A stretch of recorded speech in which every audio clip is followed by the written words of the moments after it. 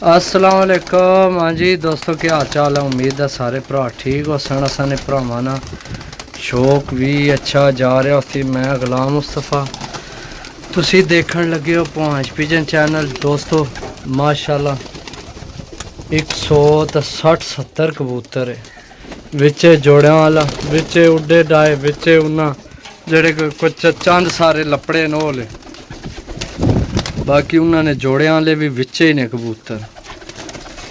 सही है, चेक करो, नंबर नोट करो 0325 52 40 630। कॉल व्हाट्सएप ही नंबर है। ऐसी नायाब चीज़ सही है तो वीडियो समझ नहीं लगनी तो जनाब जे अगर किसी भरा ना प्रोग्राम होवे तो आ सकने, आकर रबता कर सकने।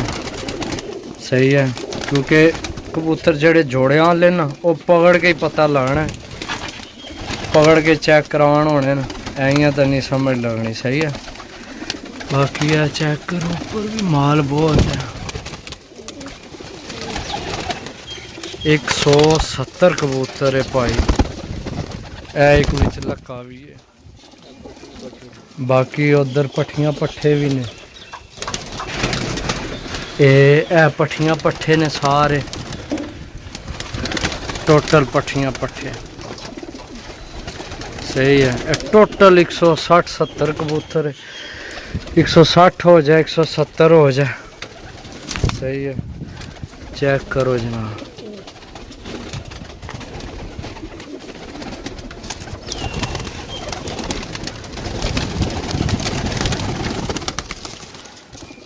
नंबर 0325 52 40 630।